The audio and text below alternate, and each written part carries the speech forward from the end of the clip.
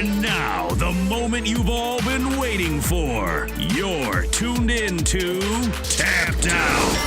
Hosted by Brendan Tobin and Sean Levine. Only on the BetQL Network. Hello and welcome into Tapped Out. As always, produced by Jake Noliker with my co-host Brendan Tobin.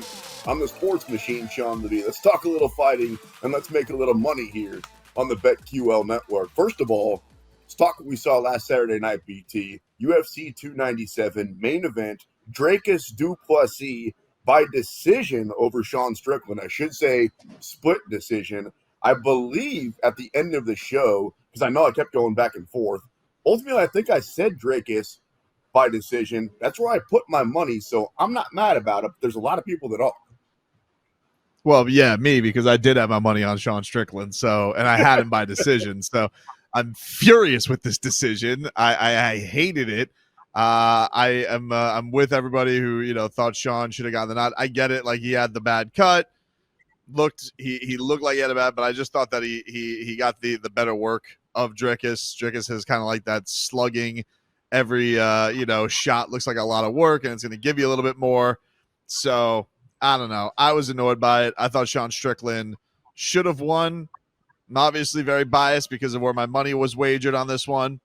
As a fan, I'm not that upset because I think Dricus brings, another positive rivalry to this thing because I'm excited to see him versus Izzy if that's what we get. But I am very, very down that I got screwed out of my dough, man. Not a robbery, though, right? It's a close fight. You can live with it. I can live with it. It's a close fight. I don't like people who are like, oh, you got to go beat the champ or any of that stuff. No, I just thought Sean won. This isn't a case of, me thinking Dricus didn't do enough because Sean is the champion. I just thought Sean got the better of it. But I get it. It was a very, very close fight. It was a good fight. It was a competitive matchup between these guys. Short reign for Sean Strickland, but I see no reason why he can't get back there. I don't feel like he looks outclassed by Dricus, and obviously we've seen him beat Izzy, so I think he can get back there. Then we'll certainly talk about what's next for Dricus. Let's bring in producer Jake to, I guess, be the deciding factor here, because you think Strickland won. I think du Plessis won. So does Vegas. Who won that fight, Jake? Sean Strickland, baby. I don't know. It was a close fight. Like BT said it, but yeah, I scored a 48-47 Strickland. I thought he got the better of the first, second, certainly the fifth round, but it was one of those fights neither guy was winning and hitting real clean. It was a sloppy, kind of slow pace back and forth. I wasn't mad about it, but I thought Sean Strickland took it. Not that I had any money on it or anything, but Well, I think, and I also think that's probably, this is one of those things. The guy you guys know near and dear to my heart, Jorge Masvidal.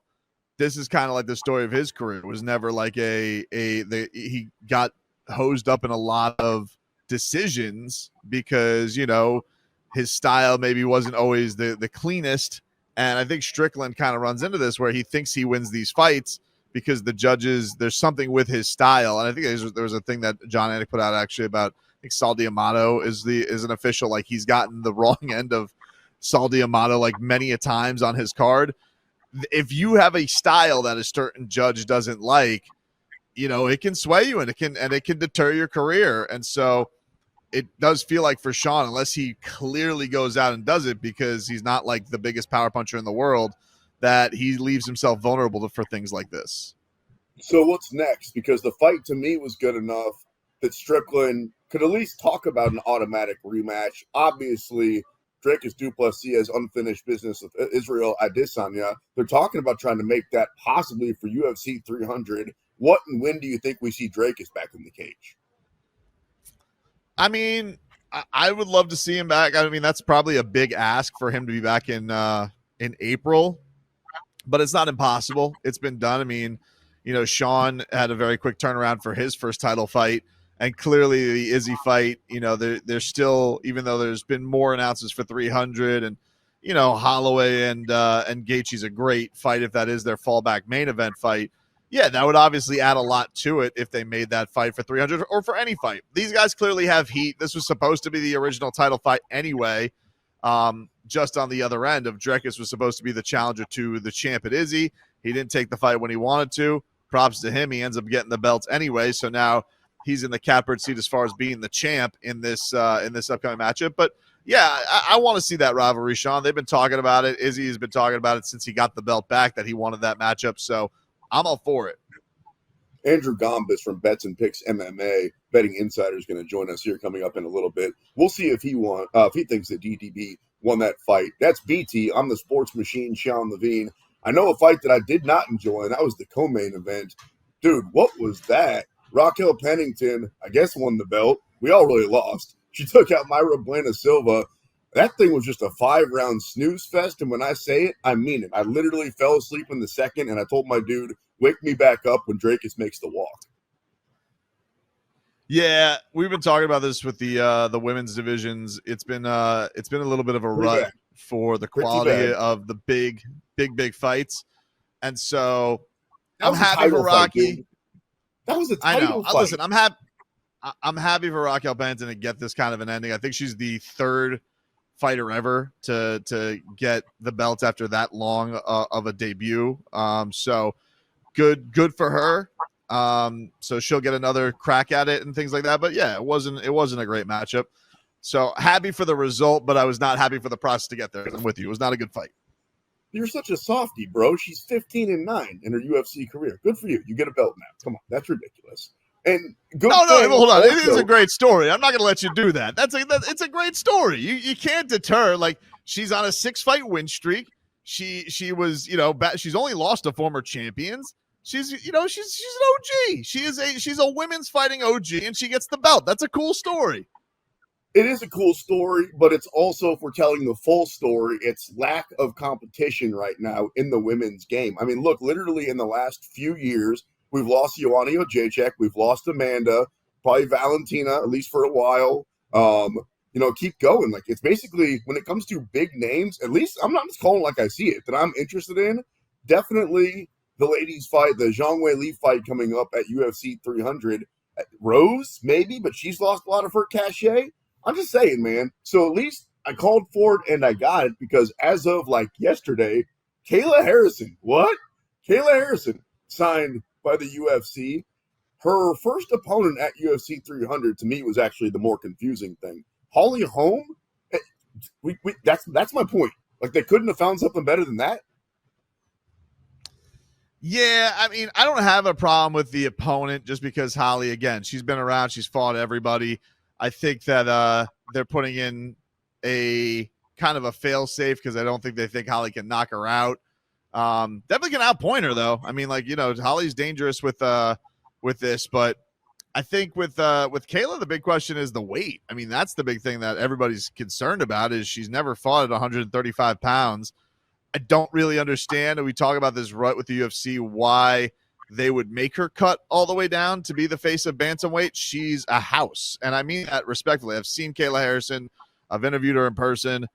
I don't really see for her a place where a person who's fought at 155 pounds, 145 pounds, where she's going to lose even more weight. I mean, I've said this about other fighters before, but she's not young. I feel like that's a tough ask of her.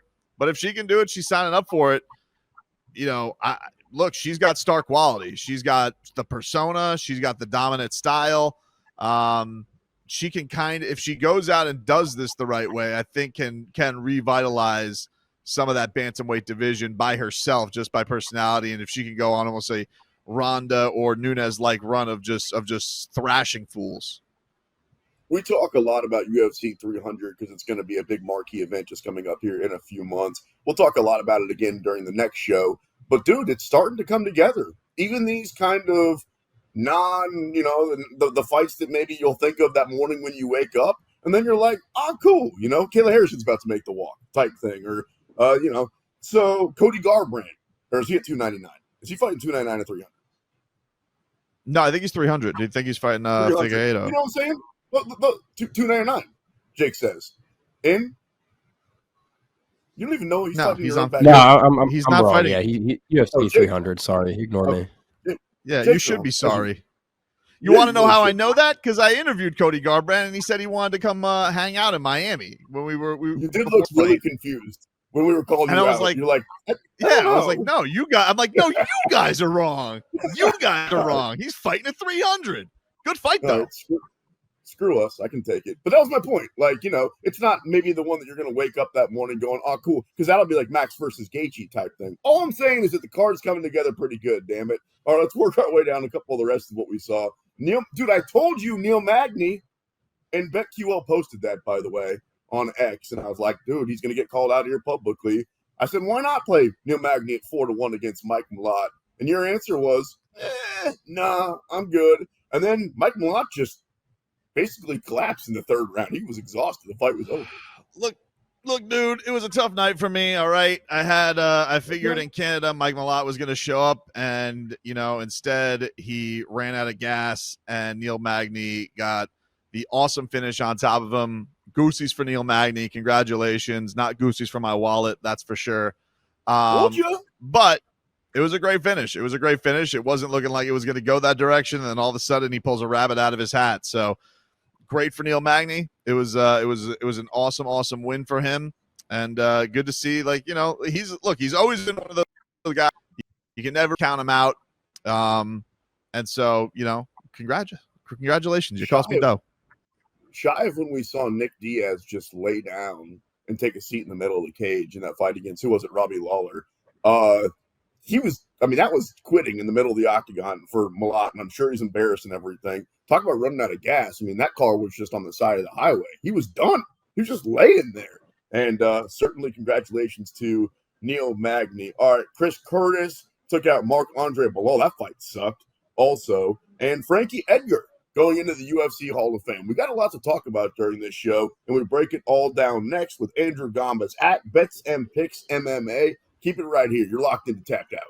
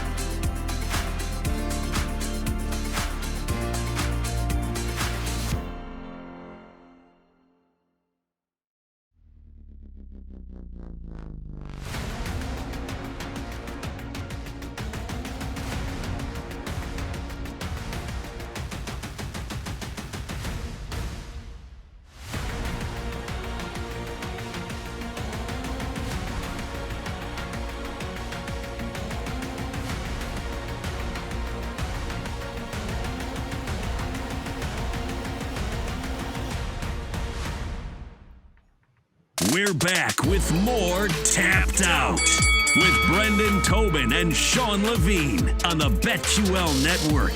And welcome back into Tapped Out, live from my living room, and Brendan Tobin from the dungeon, from the Miami Heat arena. And who knows where producer Jake is, somewhere out in Philly.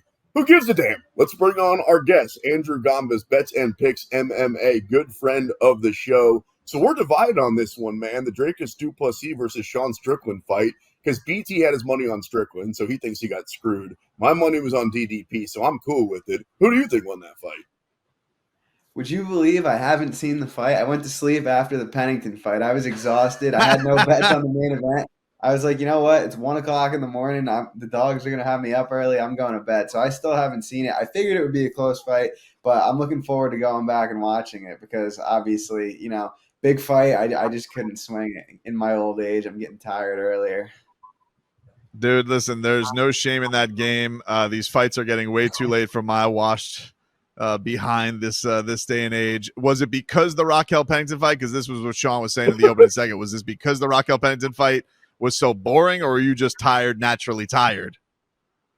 No, it wasn't because the Pennington fight was boring. I was loving every second of the Pennington fight. I had a good sized bet on her. She was winning handedly. You want to hear something that'll make you ill to your stomach? Is I had Pennington to win in round 5 at plus 4,500 odds, and she had the arm triangle locked in. And I was like, "Cool, we're bringing this home." And she just couldn't finish it. I was like, "Oh man, we were this close." But it's Oh. glad to see her get the win for sure. And so I was able to go to bed on a high note. Sometimes you just got to bet the odds, and 45-1 is always pretty tasty. We're talking with Andrew Gombas here on the BetQL network. All right, I want your thoughts on some fights coming up because we're going to break these down in a little while here on the show. Let's start with the Volkanovski versus Ilia Topuria fight coming up at UFC 298. A lot of public money has been coming in on Ilia Topuria. Why do you think that is? Is it because Volk got knocked out? Do people think he's vulnerable all of a sudden? Yeah, so anyone who's been following me for a while now knows I was one of the first people to kind of talk up this Ilia Topuria kid. I bet him in every single fight in the UFC besides his last one against Emmett because he was already a huge favorite. But I've been high on him through this whole journey, and I'm high on him here too. Volkanovski, obviously an all-time great, one of the best 145-pounders ever. But he is getting up there in age a little bit. He's coming off being knocked out by Islam Makhachev. And also, I think something people aren't paying enough attention to is the fact that he's now gone up a weight class and back down, up a weight class and back down multiple times. And doing that in your mid-30s is probably not the easiest task on your body. You know, he was only knocked out a few months ago.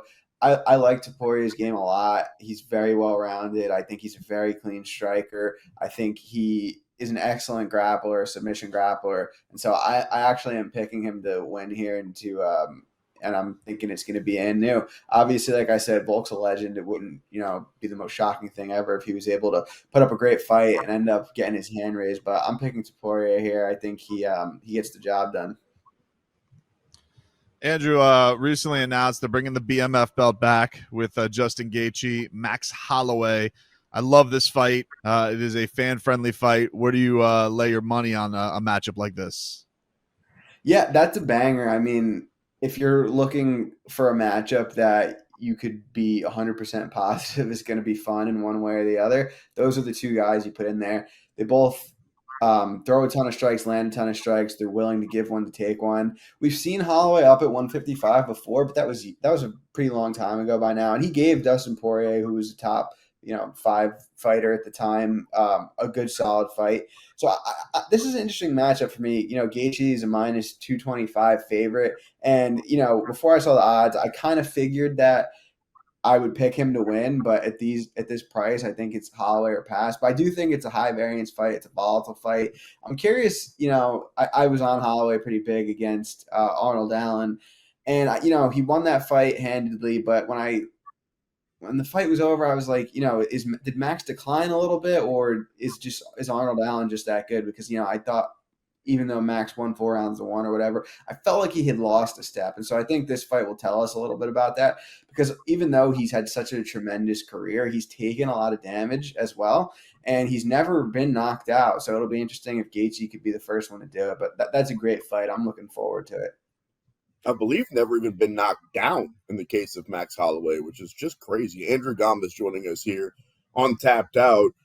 You mentioned Dustin Poirier. He's got an upcoming fight against Benoit Saint Denis, who's actually the favorite in this fight. Why would Poirier take that fight?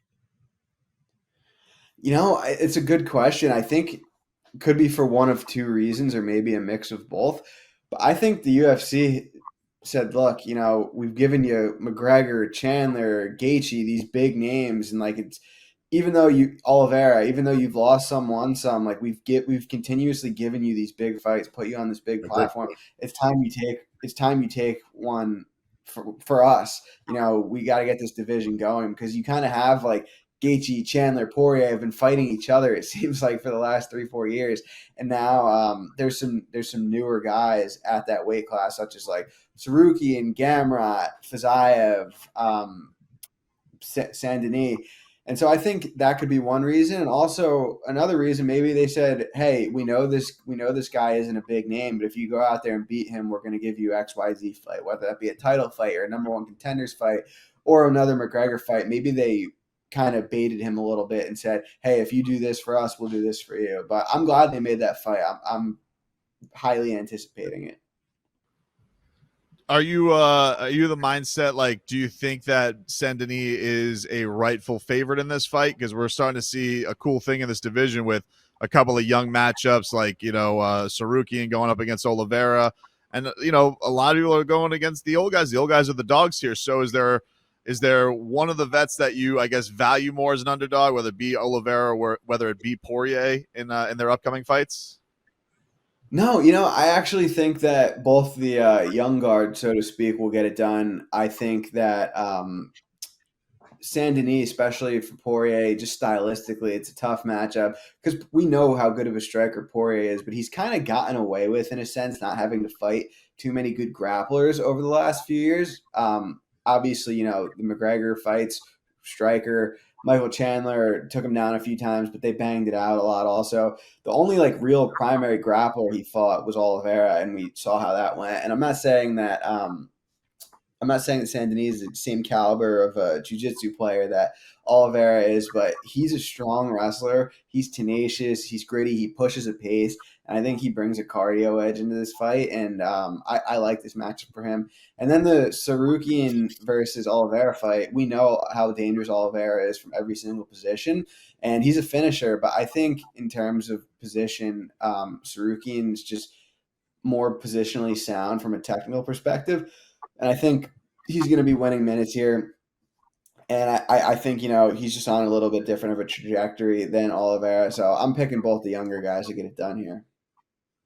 That's a sick shirt, by the way, Andrew. Andrew Gombis at Bets and Picks MMA, if you want to follow him, is our guest here on Tapped Out. Sean O'Malley fights Chito Vera again. Vera, obviously the underdog at plus 170. O'Malley right now is minus 205 at BetMGM. How do you think this fight goes, and how much do you think the odds are swayed in O'Malley's favor just because he is the Sugar Show? He is Sean O'Malley, because minus 205 is a heavy price to pay. Yeah, I think it definitely plays a part, but I think if you look a little bit deeper into it too, you'll see that, at least in my opinion, I think Vera is KO or bust here. He's not much of a wrestler. He is not nearly as good of a minute winner as O'Malley. And something that often gets overlooked with O'Malley is how, we know he's a flashy striker. He's got some cool knockouts. He's long. He's rangy. But one thing that gets overlooked is his striking defense is one of the best in UFC history. If you look at his defensive striking stats, he's so hard to hit, and he's so hard to hit to the head. So I think he's going to be out ahead in terms of volume here. I think he's just much better defensively than Vera, and I think Vera is going to need to knock him out to win. So I like O'Malley. I think the price tag is justified, at least because, like I said, I think Vera is KO or bust. I don't think he has much grappling upside. I think it's going to be hard for him to win minutes. And like I said, O'Malley's so hard to hit to the head that it's really tough to knock a guy out when you can't hit him in the head. So I think this is a good matchup for O'Malley.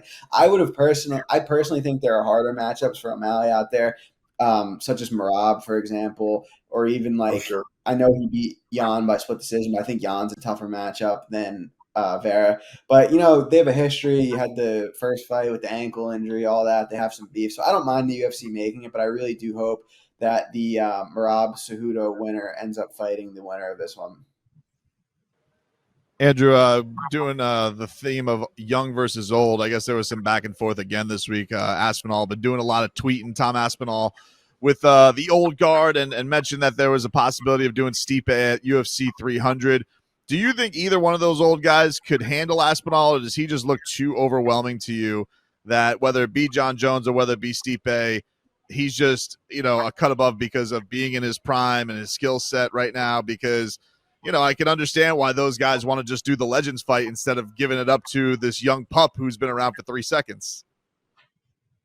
Yeah, 100%. I think my answer is different for Stipe and for Jones. I think Aspinall would beat Stipe. I just haven't seen anything from John Jones to tell me that he can't beat anyone in the world. Coming back for that Gane fight, he was off for 3 years. He didn't look great in his last two before he went. He's up a weight class now. I was like, I think this is a good matchup for Gane. Who comes back at this age from this type of layoff, up a weight class and looks good? Not only does he win that fight, he comes out and dusts easily grapples and submits Cyril Gane. So I think until proven otherwise, John Jones is the most special fighter that the sport has ever seen, and I would pick him against any heavyweight in the world right now. So John's the best that the UFC has ever seen. We'll get you out of here with this one, Andrew. The most popular that the UFC has ever seen is clearly Conor McGregor. Looks like we're going to get that fight versus Michael Chandler. I look at the odds. Chandler even money. McGregor the favorite at minus 120. Bro, I'm stunned. I'm shocked. And I know that you always have to pay extra for Conor McGregor because he is what I just said. But Michael Chandler's going to whoop his ass, right? Yeah, so if you asked me this question, however many, like 4 years ago, I would have said this is an easy fight for McGregor. He's longer, rangier, his timing so much better. But like I mentioned, like we talk about layoffs, especially injury layoffs. I was actually at that fight in Las Vegas when he hurt his leg against Poirier, and at that point, Your life is in me DMs. That was his like comeback against the Poirier fights were comebacks, and that was 3 years ago now. So you got McGregor, who clearly has a lot going on outside of the octagon. I'm not sure, like I don't trust that he's a serious fighter per se anymore. Like I don't think that that fire is still there. That what made him such an all-time legend. Like he's one of the best fighters the sport's ever seen. On his way up, beating Holloway, Poirier, Aldo, Mendes, Alvarez, like. He was one of the all-time greats, no question, transcended the sport. But we're talking about a guy who hasn't even fought in almost 3 years, who clearly like is into partying outside of the octagon, and he's made multiple hundreds of $1 million. And I get that he loves the sport, but I just can't picture him being like disciplined in the gym every day, training his ass off. I think he's probably more likely, coming back a little bit washed. As much as it hurts me to say, I love Conor McGregor. He's one of my favorite fighters of all time. He's what got me hooked. He's what took me from being a casual MMA fan to being hardcore and ended up making a career out of it. So I love McGregor. I think him coming back at this point, though, is probably going to be bad news. I predict that Chandler wins that fight. Chandler, obviously there's some concerns on his side. He's been knocked out a few times. McGregor in his prime is a really hard matchup for Chandler, but I think Chandler, if anyone's going to get takedowns, it's him. He has explosive power also. It's likely going to be a short fight, so I don't think cardio is necessarily going to play much of a role. If they stand and bang, it could be whoever lands first. If Chandler gets the grappling going, that could give him an edge there. So I'm probably going to be picking Chandler when the time comes around because McGregor hasn't shown me anything in recent memory to think otherwise. Your recall is as good as anybody in the game. Like, I would like to have you as my trivia guest. When we start talking about a weight class, you just list off the top 15 guys. We mentioned a fight. You're like, yeah, here's his last 10 right at the top of the dome. It's pretty crazy. I don't even remember what I had for lunch today. Andrew Gombis at Bets and Picks MMA. We'll catch up soon, brother. Thanks for your time. Thank you for having me, guys. I appreciate it.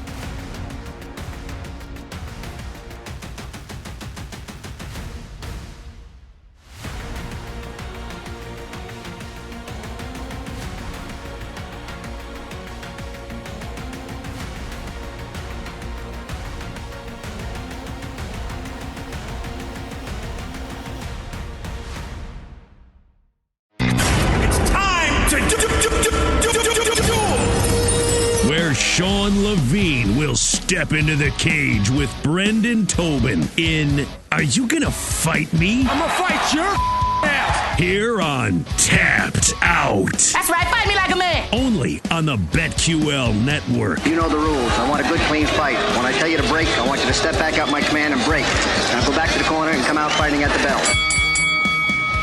And we roll along here on Tapped Out with Brendan Tobin. I'm the sports machine, Sean Levine. Appreciate Andrew Gombas joining us. That guy, he would be a good trivia. If it was all MMA, who do you think would be better at a bar answering MMA questions quick? You or me? Well, what is the category? Is the category fraud, featherweight, goats? Then you. Wow. Okay, time to fight. Perfect timing. Put your gloves on and meet me in the middle, dude. You're going to talk like, since we can't seem to get along, let's get it on. If Dricus Du Plessis fights Izzy, I think Izzy beats him. And I think Izzy knocks his ass out. You going to fight me? I'm going to fight you on knocking him out. I don't think that he knocks him out. I think that Izzy will win that fight by decision. But it is an interesting fight for Izzy. It is a crossroads fight for Izzy because if he doesn't win, then like where is he at in his career? Is his star power completely gone after that? Because I do feel like you want to talk about probably top 5 guys in the UFC star power wise. He's probably up there, but you know, if you keep going up and down with these losses, and you know, credit to him, he's fought everybody. But if it does feel like it's starting to catch up to you all of a sudden, and you're losing every other title fight, maybe then all of a sudden you're not at the cutting edge of what you were, which is, you know, been a theme we've been seeing a lot of. These guys who have been at the top probably over the last 5 years, they're starting to fall off a little bit. So very intriguing fight. I believe in Izzy because I tend to be late on, you know, having these goats of divisions of the current day. I don't like to admit that their days are behind them, but if he can't beat DDP, then all of a sudden you have to wonder that with Izzy. Yeah, you've never been the best with change. Kind of like Usman is in the position right now, right? Like, I don't think if Izzy loses, I don't know that he fights for a belt unless he goes on a hell of a run, which is crazy to say. Same thing with Usman, right? Like, if Izzy loses this fight, I bet neither one of them fight for a belt again. Yeah, it'd be hard to picture. It'd be hard to picture. I mean, like, there's going to be certain matchups where, like, look, if Usman takes some time off and Leon doesn't have the belt anymore, Usman's going to be an option, but is he going to win is the question. So I could definitely see, because Izzy's kind of in that spot now where he's getting a lot of shots. He's obviously the top of there. He beat his rival in Pereira. All right, Strickland didn't hold on to the belt. Now he's back with the new rival again. We, Usman, we haven't gotten to the point where Leon's lost the belt to be at that point yet. So true, we'll have to see. But we clearly are seeing a guy who doesn't quite look at the tip of the sport like he was at the tip top, years ago. Well, to be fair, after he got knocked out by Pereira, he came back and knocked him out. So maybe the loss after Sean Strickland, he comes back and pieces up a guy, and we come back on this show and we're like, what were we talking about? Israel Adesanya is still like a top 5 pound-for-pound fighter in the world. Are you going to fight me if I say, I don't think we have the UFC 300 main event yet? Maybe if they're able to put together the John Jones-Stipe fight, I just think that we have a bunch of really good fights. I don't think we have a main event. I think it's a good card. I don't think they can top it very much with Holloway and Gaethje. It's going to have to be a hell of a fight. I mean, if they would have been able to pull off Aspinall-Stipe, obviously that would have been there because Stipe is one of the GOATs. You got the heavyweight championship on the line. Just like, what's this? Unless it's Conor, which it's not gonna be. What's the fight that tops it right now, Sean? Like, I don't think there's many fights they can make that's more fan friendly than Holloway and Gaethje. So no, I think this is it, man. I think the addition of Kayla Harrison. I remember us talking about this not too long ago, and you brought up the idea of like, hey, is it just going to be a lot of great names, good names that will just never make you want to turn off the TV? And that's kind of where we're at right now. Like, none of these fights suck. It's just there's not the holy crap, freak show version of it. And that's fine. I think that this is a really, really good card. They have stacked it. They add Kayla Harrison too, which is a cool debut. They got a lot of fun matchups. I think they got their fight, and I think Max Holloway versus Gaethje is a fine main event. They probably also got scared off from what happened at UFC 200. right? Like they tried to make the John Jones DC fight. That thing collapsed right before. There was something else that hit the fan. What was it? I know they ultimately ended up having Brock Lesnar fight Mark Hunt, and then they had to go to court over all that business. Like it just didn't work out. Bring in the big names and trying to impress for one night instead of doing exactly what you're talking about, which is just make it a card that you can't walk away from. That every single time you're like, oh, that guy's on, that gal is on the next fight. So I'm with you. Like, I think that they've actually done a pretty good job at this point. I was complaining a couple of weeks ago. Now that we've got pretty much a full fight card, I'm totally cool with UFC 300. There's a rumor that Amanda Nunes wants to come back. You're going to fight me if I say, no way we ever see her again. What's the point? I mean, what's her competition and what does she have to prove? The only one I could see her coming back for, honestly, is Kayla, just because there's like some ATT stuff there. It seemed like once Kayla was kind of getting the rise as like the next show pony at ATT, it felt like, you know, Amanda Nunes was like, oh, I want to go find my own place. I want to leave it. So I think there is definitely some heat there. That'd be the only thing I'd want to see her against. And I think that Kayla probably has to get a couple of wins to drive Amanda Nunes. I have no interest in her seeing. I don't really want to see her versus Cyborg again. That's the only one to me that makes sense is Kayla Harrison gets a win, and maybe she just crushes Holly Holm. I think if anything, you want to talk about like fail safes. If Amanda's back, it feels to me like prove you can make 135 pounds. You could be effective at 135 pounds. Get a win over an old fighter, then we'll set you up against Amanda Nunes International Fight Week for the belt. You know, something like that. Well, I guess it could be for the belt because Rocky has the belt, but you get what I'm saying. We'll go over that super fight. We'll have that matchup down the line. Speaking of American Top Team and beef, Colby Covington did not look great last time we saw him in the octagon against Leon. It was embarrassingly bad.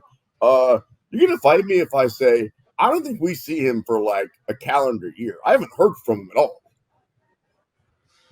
I'm not going to fight you because that's kind of been the strategy of his career. He's not a very active fighter, and he looks for opportunities to pop up and make a buzz of you know, himself. You know, him and Strickland seem to have a lot of heat. I honestly wouldn't mind seeing that fight up a weight class if he were to go up. Sean Strickland's been kind of ripping him to shreds. I would love to see that fight. Being interesting. Plus, Colby, that would be a great, that'd be a great redemption story to cut you off. That'd be a great redemption story if Colby could somehow get that fight and win that fight. I'm not saying he's back on top, but at least he's not on bottom where he is right now. I think it's an interesting thing, and especially, you know, with Sean kind of being like the poster boy of Colby's fan base and now saying that Colby's a fraud and everything he does is an act and I'm the real guy. So I think there could be some interesting heat there with that matchup. But I think that's one of those where I don't think Colby takes that fight unless Sean Strickland has the championship. I don't think he just takes that fight to fight Sean Strickland.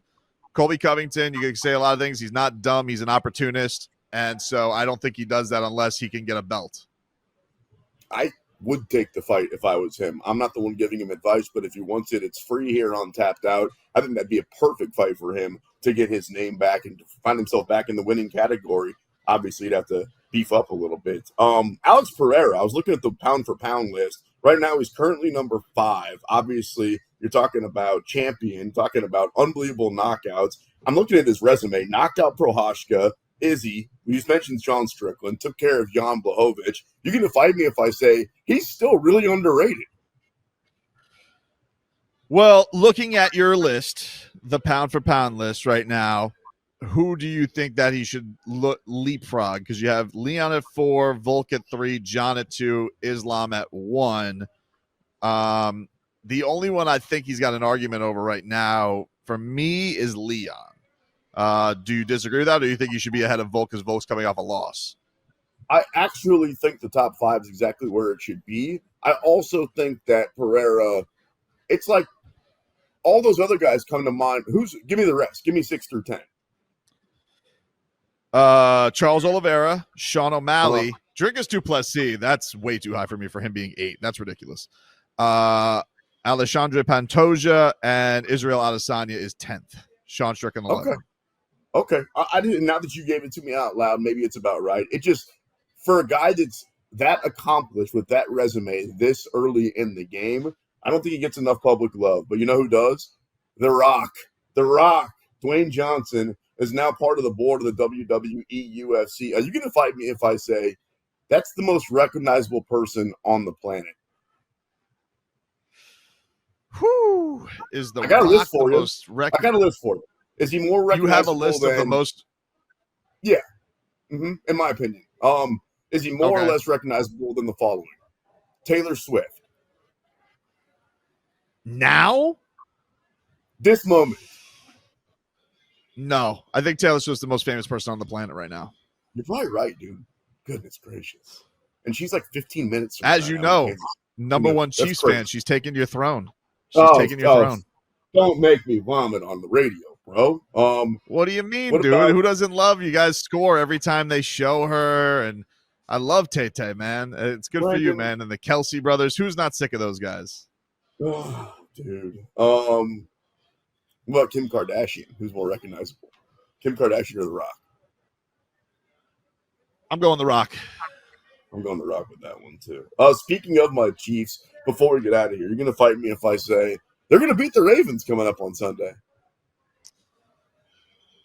You know, buddy, I want that to be the case just for your happiness. But I got to tell you, I don't think anybody's effing with these Ravens. I really don't. You know, I know they did a number on the Finns. They beat the holy hell out of the 49ers. Certainly, people wrote off Patrick Mahomes and you boys way too early and said, oh, road, they can't do it on the road. But there's so many. Dude, that Ravens team, I'm telling you, they have so many weapons. And, man, Lamar is good. I mean, he's so dynamic. And I just think that them at home, I just think they're not. I don't know. I can't pick you guys. I'm sorry. Sounds like a guy who watched the Dolphins get their asses kicked by the Ravens a few weeks ago, huh? It was very frightening. They had no shot. Well, lost to the Chiefs twice this year also. I guess it wasn't quite as much of a bludgeoning. We'll see. Right now, the Chiefs are a 4-point underdog at BetMGM. All right, the fight is over. On the other side, we UFC into the future, get out our crystal ball, and break down some upcoming fights in the octagon right here on Tapped Out.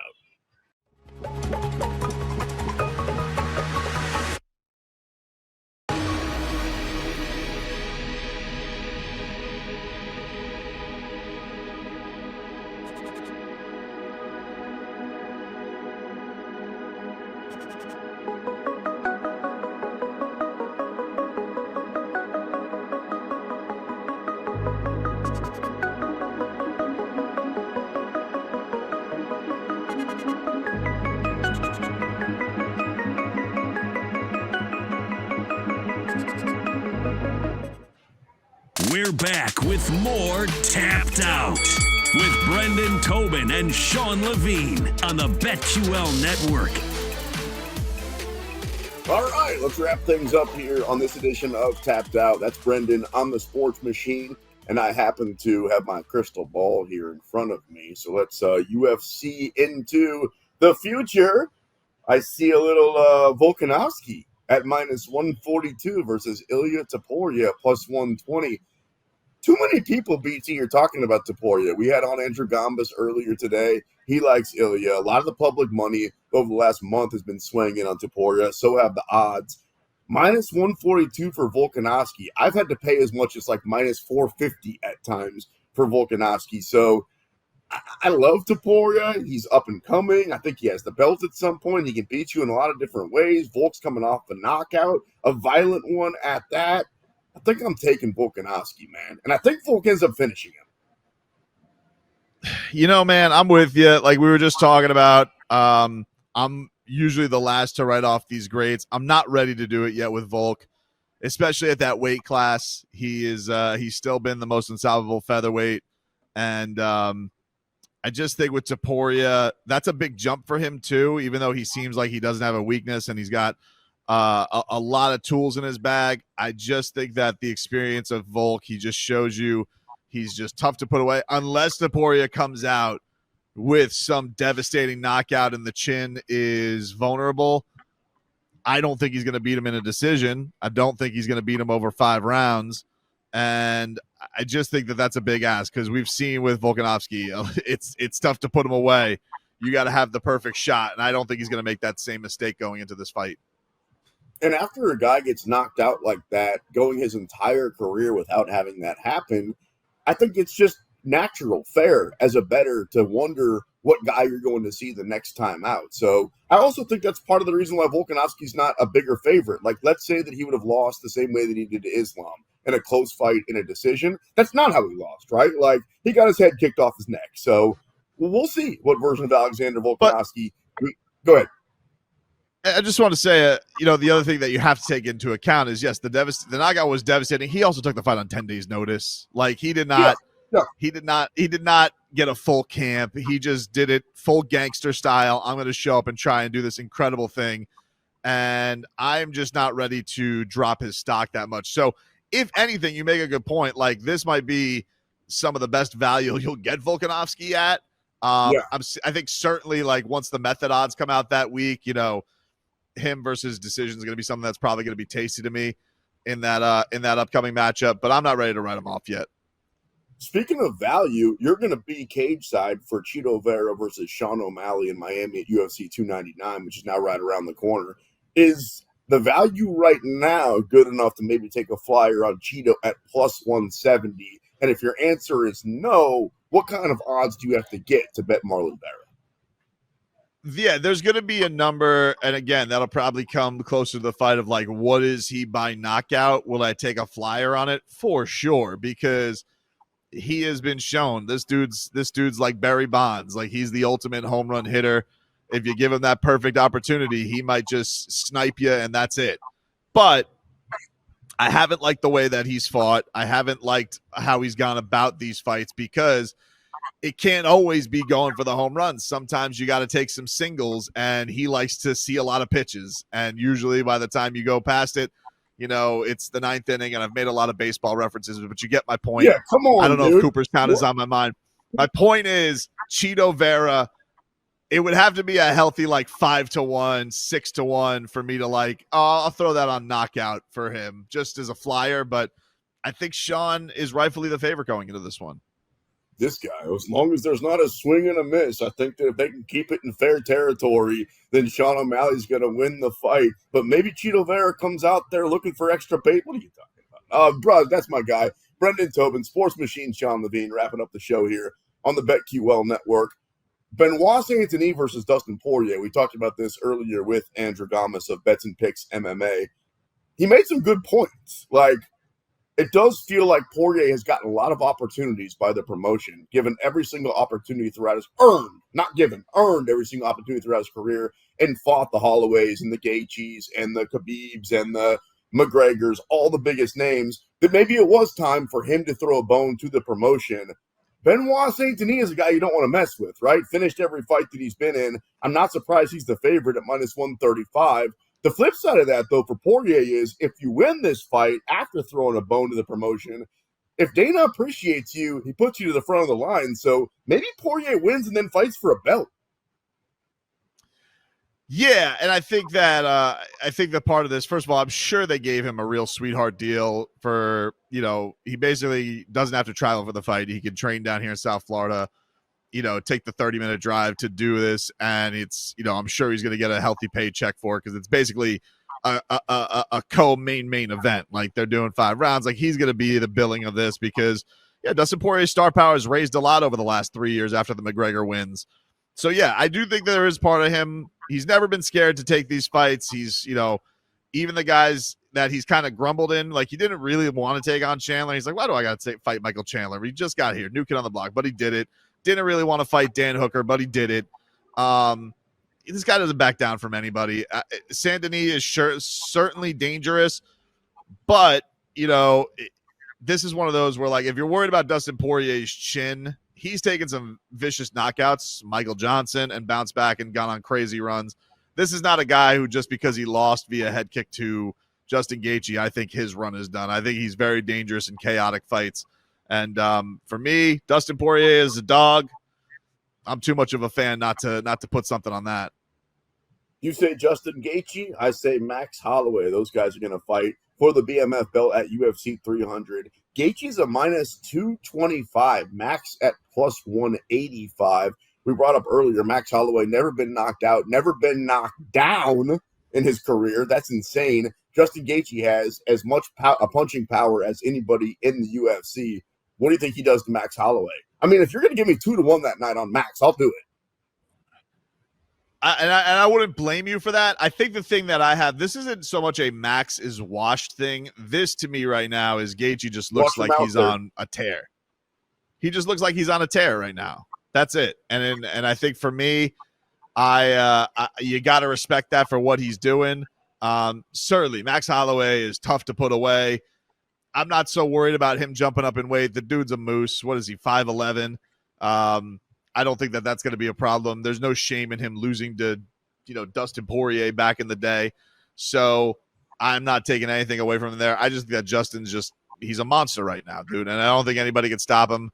The only guy I'm curious to see really him against is Islam, because I want to see if he can kind of get rid of those Dagestani demons. Can he avenge the loss to Khabib? Because that was really the last time we saw him that vulnerable and look like a human. And he is, taken. I think the thing that's impressive about Justin Gaethje is he takes losses and he doesn't, fix some things. Like, he completely revamps and goes on absolute tears. And so I'm riding with him on this one.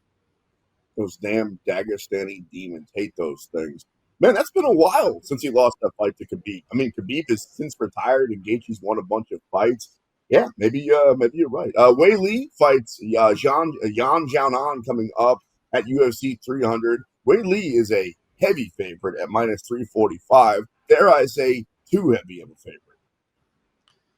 Yeah, and especially the way that we've been seeing the women's division, like, Zhang Weili has been a killer, but we've also seen her get got. And Yan is pretty good value going into that one. A lot of pressure is going to be on that one nationally for them too. So I think that's definitely a tasty one to take on going into this one against Zhang Weili. I got my crystal ball here in front of me, and I see Arman Tsarukyan versus Charles Oliveira. Right now, Tsarukyan is minus 205. Oliveira's plus 170, which means he's probably going to be closer to 2-1 by fight night. You know where my money's going? All over Do Bronx in that fight. What about you? Oh, man. I know you're going to hate me because you love Charles Oliveira. I think Tsarukyan, you love Charlie Olives. I get it, dude. You're a martini man, and really I get you. But I think for me, I think Tsarukyan, he looks like he's definitely on a mission. He's looked fantastic. And I think that he wants that other crack at Makhachev. I think that he wants to prove that, like, hey, you got this guy, got me at 22 years old. I want to get another crack at him. It wasn't like I was blown out of the water in that fight. So I'm curious to see what this guy can do. But look, dude, the one thing he's got to worry about is you cannot go into these fights against Charles Oliveira and think you got him finished if you got him hurt. Like, if you get any kind of damage on him, you got to press on the gas, because we've seen too many times where Charles Oliveira is in there. He'll take a round where he looks like he's dead in the water, and then all of a sudden, boom, flips it on you, and he is the winner. Every time. Like, when he was defending his belt, I can't remember a time where that didn't happen, where it was like, oh, man, Oliveira's in trouble, and then it goes to the ground, and then all of a sudden, Oliveira looks like a cobra, and he's choking dude out. So not only do I think Oliveira wins the fight, you're going to give me plus 170. I'll take that plus 450 on Oliveira finishing by sub. He does have more subs than anybody in the history of the UFC. Before we wrap things up, looks like we're going to get McGregor versus Chandler while we're talking odds, and I've got my crystal ball out. Why is Conor McGregor a favorite in this fight? And don't just say because he's Conor McGregor. I know you have to pay that tax. I am putting all my money, which is not a lot, on Michael Chandler. If I can't use the reason because he's Conor McGregor, I'll use the reason of Michael Chandler is popular, but he hasn't had the most devastating run. I also think if this is going to be at a bigger weight class, people think that that's going to be a bad thing for Michael Chandler. I tend to disagree. I think that Michael Chandler, the bigger it is, probably the better for him, because Conor McGregor, the bigger he's fought, the less special he's been. He's the best featherweight I've ever seen. Lightweight, didn't have that impressive of a run after winning the belt. Then he started fighting at 170. I was like, he kind of looks a little lethargic. Then he goes back to 155. Still not quite as elusive as he used to be. So I think people are going by, if this is at 170 or 185, that's going to be a huge thing for Conor McGregor. And I disagree. I think that a Conor McGregor who is heavy and plotting and just all boxing is a pretty easy guy to figure out if you're Michael Chandler, and especially if you can bring that wrestling game to it. So I love Michael Chandler as a dog. And the other thing that just keeps getting lost in this, Sean, is, my God, he's coming off of a bad injury that he clearly tried to use some HGH horse Ninja Turtle mutant ooze to get back from. And I'm not blaming him. I get you, dude. You got to do what you got to do to get back in the octagon. But we've seen with Chris Weidman, you're not quite the same after breaking your leg. We've seen with Anderson Silva, you're not quite the same after suffering that injury. He already didn't look like the Conor McGregor beforehand. Now on top of it, he is coming off of this devastating injury that nobody's really looked quite right. I don't care if he's got Master Splinter, Michelangelo, Leonardo, Raphael, and Donatello in his corner pumping an IV of Ninja Ooze. It's too much for me to put my money on him for that fight. I like Chandler as a dog. I was Splinter for Halloween. Not that you asked, but I was. Thank you, our producer, Jake Noaker. For Brendan Tobin, I'm the sports machine, Sean Levine. We'll talk some more fighting and make some more money together right here next week on Tapped Out.